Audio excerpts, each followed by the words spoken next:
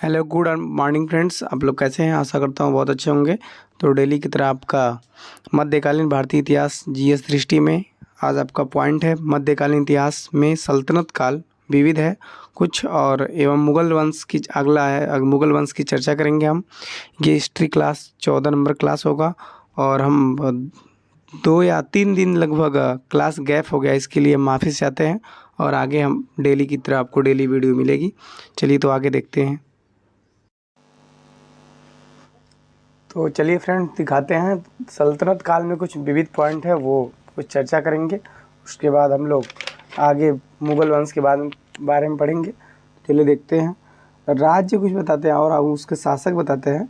तो ये चित्तौड़ जो है, चित्तौड़ राज्य के जो शासक थे राजा राणा रतन सिंह, और देवगिरी के शासक थे राजा रामचंद्र देव, और गुजरात के शासक कर्णदेव, और रणथंभौर के शासक जो है हमीरदेव थे। इसी क्रम में और आगे देखते हैं हम। फरिश्ता की हम बात करें शासन काल में, फरिश्ता इनका पूरा नाम मोहम्मद कासिम हिंदू शाह था, और इन्होंने फरिश्ता ने कुछ समय तक अहमदनगर के शासक मुर्तज़ा निज़ाम शाह का दरबारी विद्वान थे। और ये अगला पॉइंट है फरिश्ता के।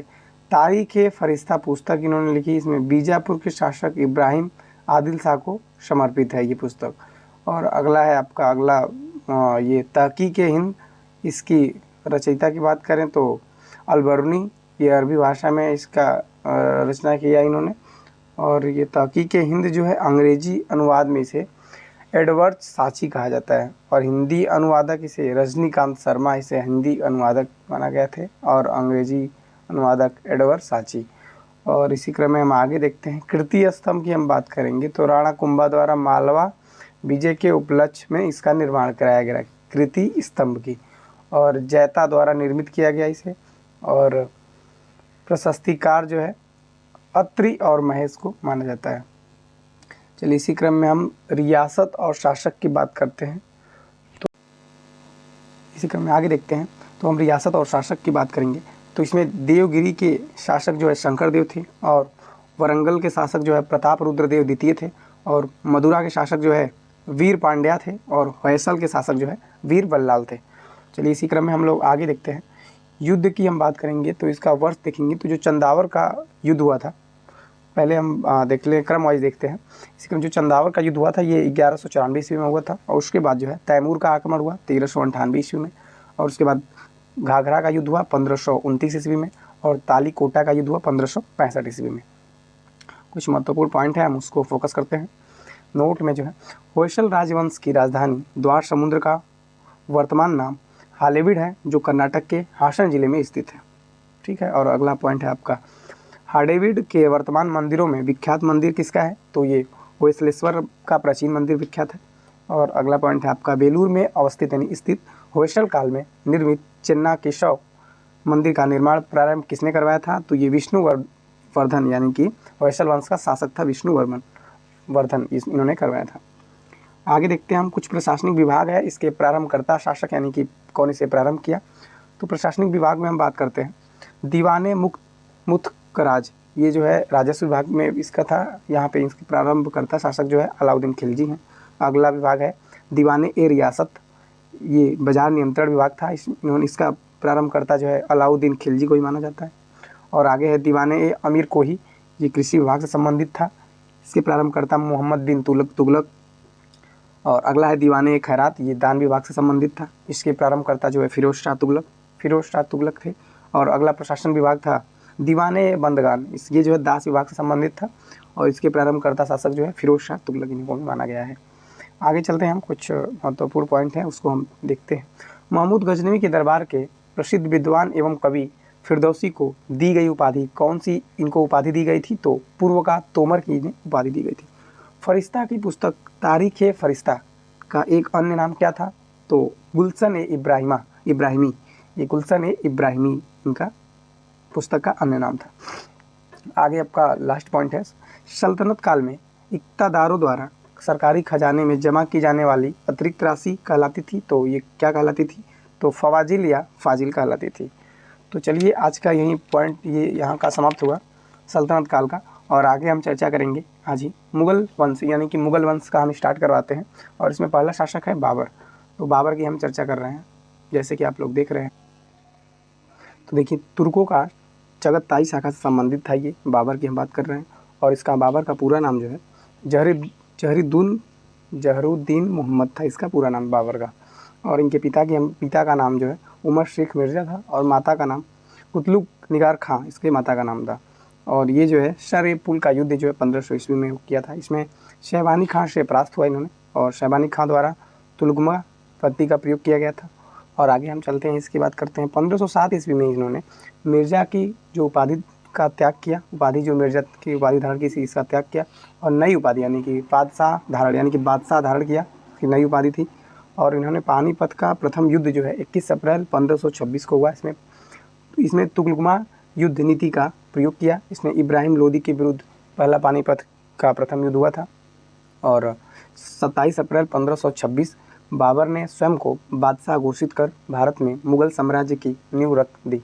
और आगे देखते हैं हम, इसमें जब पहला पानीपत का युद्ध हुआ था तो ये तोपखाने का जो इसमें नेतृत्व जो है उस्ताद अली कुली द्वारा इसका नेतृत्व किया गया था, तोपखाने का। और कालंदर की उपाधि धारण की इसने किस कारण, तो ये उदारता के कारण।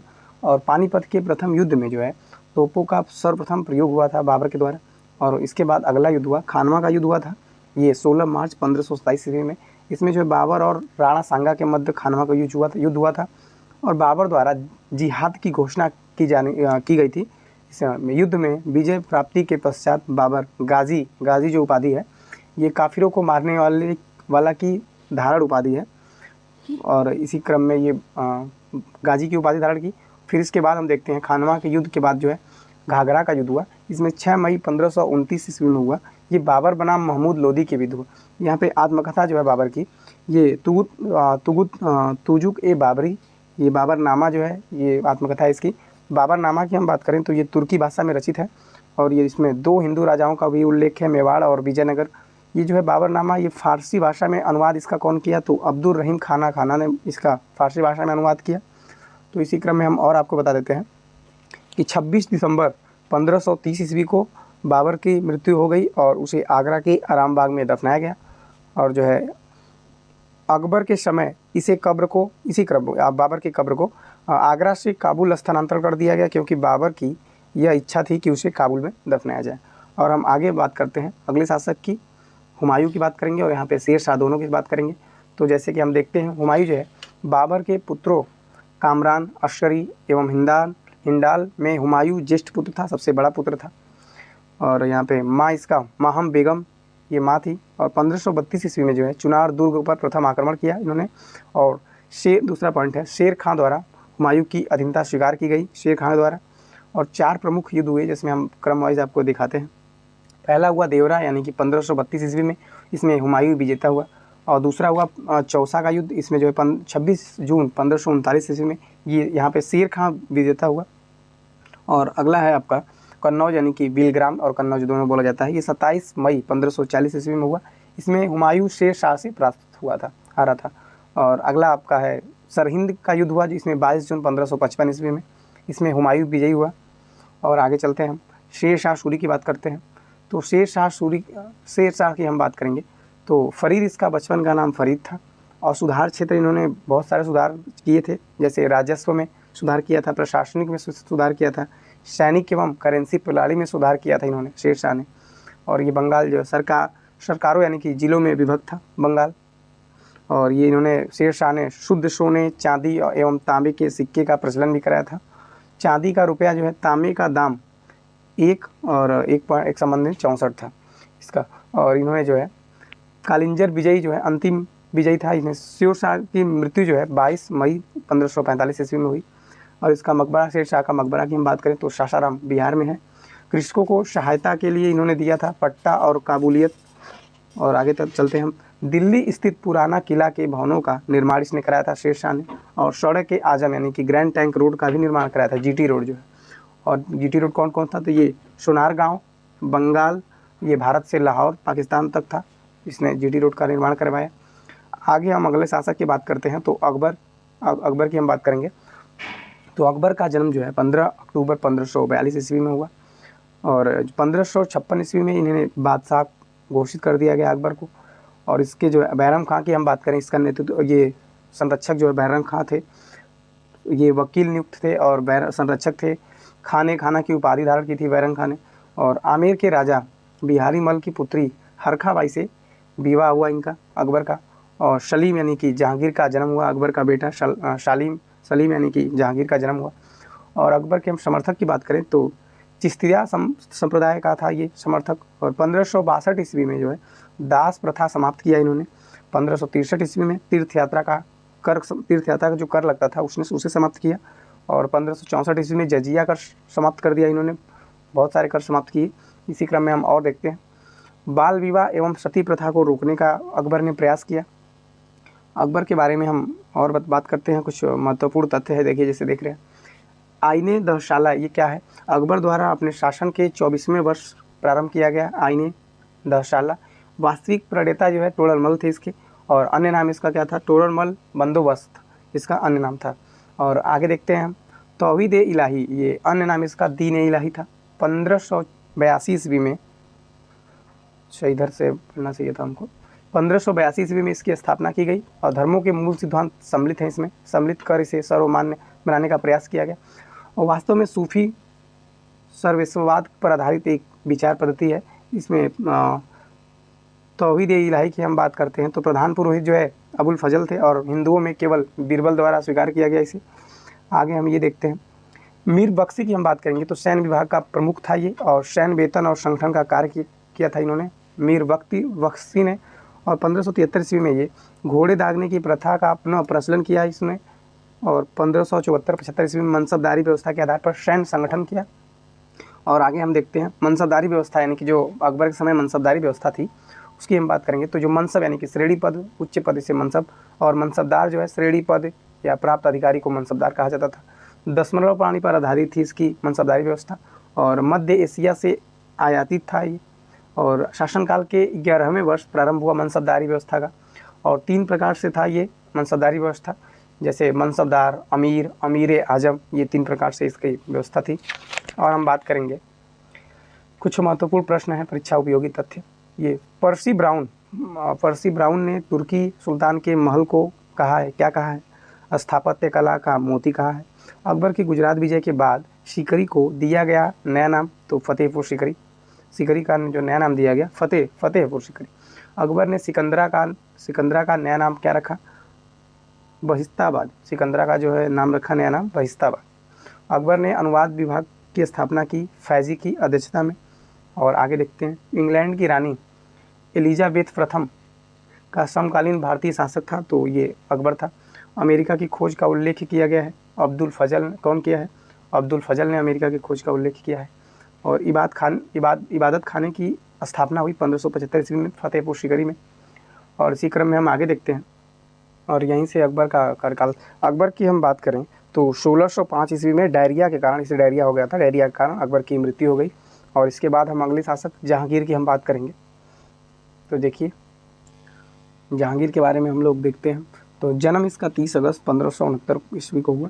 और इसकी जो है पहली पत्नी थी मानबाई, ये अंबर के राजा भगवान दास की पुत्री थी। और ये जो है राजा मान सिंह की बहन भी थी मानबाई। और दूसरी पत्नी की हम बात करें तो जगत गोसाई दूसरी पत्नी थी, ये उदय सिंह की पुत्री थी। और शहजादा खुर्रम की ये माँ थी जगत गोसाई। और इसने जहांगीर के राज्याभिषेक की हम बात करते हैं, 1605 ईस्वी में इसका राज्याभिषेक हुआ और आगरा के किले में। और नरुद्दीन मोहम्मद जहांगीर बादशाह गाजी की उपाधि धारण की इसने। जहांगीर ने 2 अश्वा यानी कि सवार पद के 2 गुने घोड़े को 2 अश्वा कहा जाता है, और सिंह अश्वा, ये सवार पद के 3 गुने घोड़े को सिंह अश्वा कहा जाता है। और चित्तौड़गढ़ की संधि हुई थी यहाँ पे 1615 ईस्वी में। इसमें राणा अमर सिंह के साथ संधि हुई थी।